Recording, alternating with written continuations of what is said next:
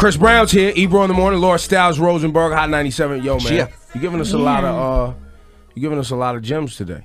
Yeah, man, it's all good. Yeah, I'm appreciative. This is nice. We're getting a real insight here. So you put out the song "These Hoes Ain't Loyal." Is the name of the song. The first thing I was mad about is you as a young man that I've seen come up. First thing that hit me was, what makes this dude think that hoes would be loyal?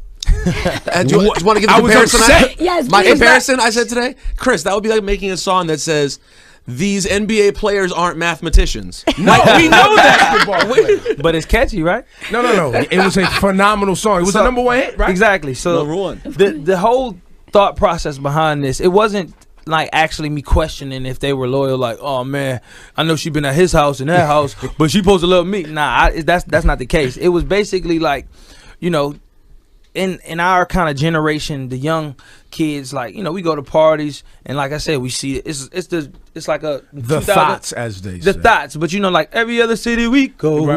Remember that Yeah. one? So it's They just our version of that. Got it. Basically, like the game hasn't changed. It's just different players in it. So now, you know, you go to different places. You see one girl, she be like, "Oh man, I love you," and boom. Next day. And then you go to Trey house, she'll have at Trey house, and then go to Drake house. She had Drake house, and then she had Tiger house, and then you be like, "Oh, come on, man. All right, cool, get out of here."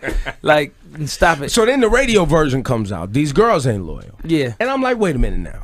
He's I got. had to say Brown girls, had- though. I No, can't- no. they gonna- But you have a loyal girlfriend. Yeah, How absolutely. did you She feel about rode that? with you through the back and forth with you and the other I thing with feel you. Rihanna. I feel you. You were still kind of egging her a little bit, right? I used to come to the studio. She was there chilling, Yep. right? She rode out with you. Yeah, for sure. So I was tight because I was like, yo, Karrueche's riding for this dude. Yeah.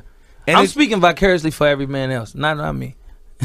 My girls ride for me. I'm good. She's ride or die, though. Yeah, absolutely. How long has it been now, you and Karrueche? Almost 5 years. It's been like 4.5 years. I've seen you embrace her a lot more on social media. You put up these cute pictures of like her at 7-Eleven, just random little photos. Yeah, she's straight, man. I dig her. Yo, he blushing. Look. I dig her, man. She dope. You know, I feel like, you know, when you, especially being in this industry, you just need somebody that understands you and, you know, understands who you are personally, except for your name. You know, you don't have to be, you know, a big artist, so you don't have to be buying them bags and let me stun on you right quick. I don't gotta do all that. You know, although I do it because I love her, but you know, that don't come with the territory. You know, at the end of the day, me and her have a real connection as like best friends on top of our, you know, our intimacy. You think it could? Do you think that this could legitimately be the relationship for you, and you guys could lock it down one day? Yeah, man, but you know, I'm scared of marriage, man. Like, Why? Cause I'm young right now, so that's the only thing. I'm an old man. I'm scared of marriage. Like, you know what I'm Don't saying? listen to him. He's Yeah, never. please don't He's a listen to problem. him. Yes. Horrible. So, you know, and me and Ebro, you will talk about that on another day. I've even heard you joke about having kids with her. Kids, yeah, man. I want a little. You know, I need a little Chris Brown, man, because when I can't dance no more, I got to teach them something so they can. Just wait, my man. Go Wait, ahead. like till you like 32, man. I'm not rushing. I'm How old are you? 25. Okay, That's what I'm saying. Like, Yeah, you got like yeah. 7 I years. ain't rushing. See, the thing with Chris, He's been around so long. So many I hits, can't believe so- you're only 25. Yeah. So what? But what happens now though? Like, what's on Chris Brown's goal sheet right now? Like, I mean, you've had the hit songs, you've had the major tours. You're about to go on another one with Trey Songz. Like, Yeah. what do you want to do in the next 2 to 3 years that you haven't done already? It's almost like basketball season when you watch it. I just want to increase my stats. You know, as far as like I want to get MVP, I want to increase my stats. Want to be the best player in the league. Want to have my own shoe. Right. You know, want to be, and then after that, become coach. What's on your face? What's on my face? What is that? that? This is a little how you say it? It's like a little gold. It's a transfers. They're like tattoo transfers. Yeah. What? They don't. It's not permanent though. It's gonna. Oh, Yeah, you Yeah, can you rub can it I out. thought you put gold on your face. It's a gold. It's actually gold, but it's just a transfer though. Have you decided on a name for your tour with Trey? We're trying to get that together right now. Like we were thinking about one night stand tour, but a couple of artists did that before, and then we was thinking about like the morning after tour. What about a Virginia reference? It can be, but then if we It doesn't take seem to. Yeah. then if we go in other cities, you don't, you know, Those two. you know, it's kind of be too like local. So what's the setup? What do we expect to see when Chris Brown and Trey on tour? Is it like, you know, you come out do a record, he come out do a record, you guys do records together? Like, how's it? Yeah, I think because both of us do different dynamics of what we do. We still do the same, you know, singing to the ladies and everything else, but it's two different dynamics. But I wanted to incorporate Trey in the tour and make sure it's like the best of both worlds type. So, you know, his hits, so he'll come out with his hits and then I'll come out and we'll have segments, probably do like a 2-hour show. So it's, both of us can go back and forth and have enough kind of, you know, records to perform and have the ladies screaming. Does Trey feel, we haven't seen Trey in a few months, does Trey feel pressure to get in the dance studio and do some work when he's about to be on tour with Chris Brown? Or is he not even going to bother? Or does he just come out in a wheelchair? No. He should not. No. Trey. See, Trey, my brother. Like I don't think he gonna dance. I don't think he gonna pull out any moves. And the way I'm trying to set it up is to where the way we do the stage, he won't even have to dance. Like it'll because the show will be. But that's not his thing. You know, You just be up there shirtless. That's it. Yeah, I forgot. He's got other things. He makes love on stage. Yeah. But we can just put a bed on stage for him and bring a lucky lady out to do the old R. Kelly style. But there is a competition between you and Usher that's brewing. That I'm kind of trolling that situation a little bit. Usher was up here. He basically said that he's Michael Jackson or Michael Jordan to you with regard to dancing. Well, he got an album to sell, so of course he gotta say. You're trolling so bad. He didn't say that. What he didn't say it. What did he say? He said that they had a situation Exactly. and that they were cool and having fun. And it's like he said. There was a time when Michael took Usher under his wing. Okay. And there's been a time when Usher took Chris under his wing. He sunned you. Okay.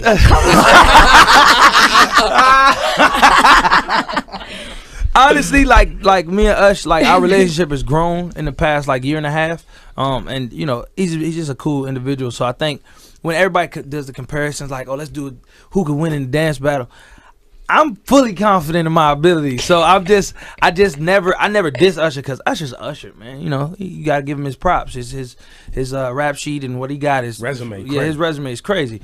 So, but I got a little bit more. My legs a little fresher, so it's like if you make the Jordan reference, then I would have to just say I'm Iverson when Iverson crossed Jordan. Oh, okay. That moment! I remember that moment.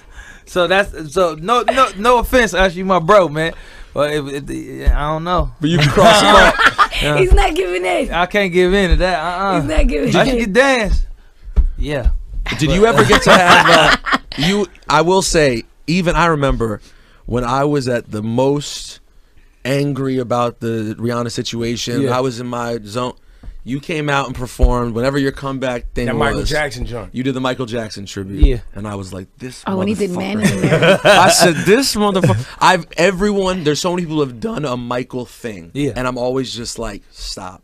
Yeah. You're maybe the only one who can truly do it. Oh, man, thank you, Did you work at that your whole childhood? Was that just the thing you always did? Well, for me, I always was, a fan of Michael. It's just like if Kobe watching Jordan, and then you see Kobe do a couple of Jordan moves, and you be like, okay, he looked like Jordan doing that, So for me, I just wanted to just make sure.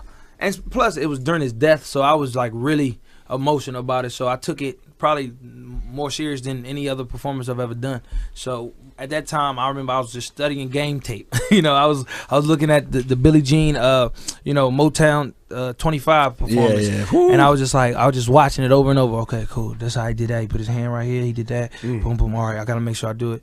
And then from there, just watching all his videos and just getting into character for the actual performance. So then when we got the actual set list of the songs or what they wanted us to perform, I was like, cool. So let's make sure everything has a little piece of every part of that video that Michael could bring to it.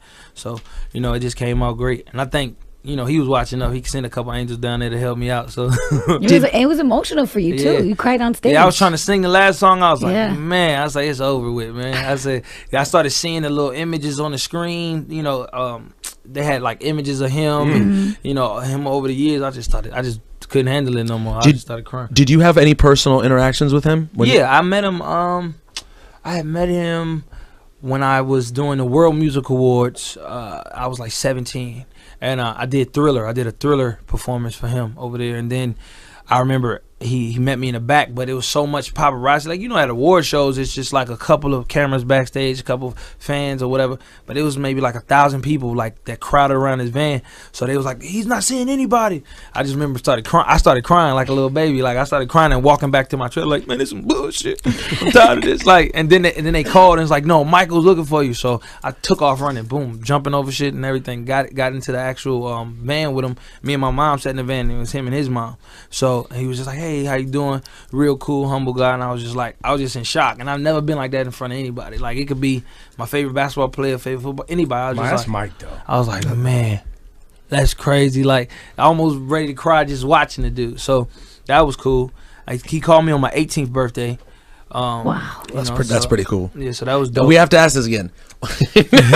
Hold on, one, did he call? Was it him who answered when he picked up the phone? No. It was someone else. So hold for Michael Jackson. Exactly. So at first they called. They was like, my manager was like, yo, Michael Jackson's on the phone. I was like, stop playing with me. No, Michael's on the phone. So I got the phone. Then he's like, please hold for Michael Jackson. And I was just like, okay, cool. So then I waited for maybe like 2 minutes. I was like, is he gonna get on the phone? So then he actually got on the phone. Hello. I was like, hello. I was like, man, it's crazy. Michael Jackson just called me for my birthday, man.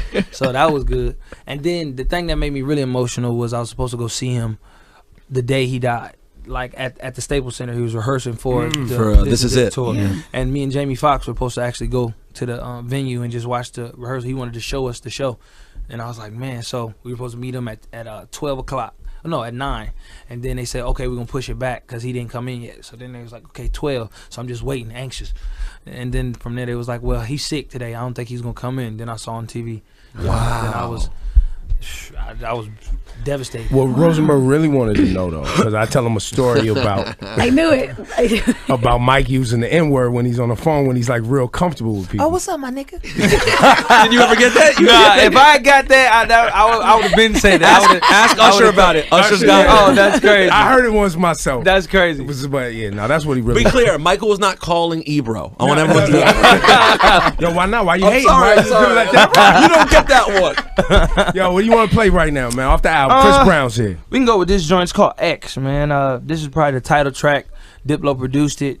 One of these, I just love the 808s and the beat on this. So check it out, X. Chris Brown, Ebro in the morning. Laura Styles, Rosenberg, Hot 97. Go to parties, and like I said, we see it. It's like a the thoughts, as they say. The thoughts, but like every other city we go. Right.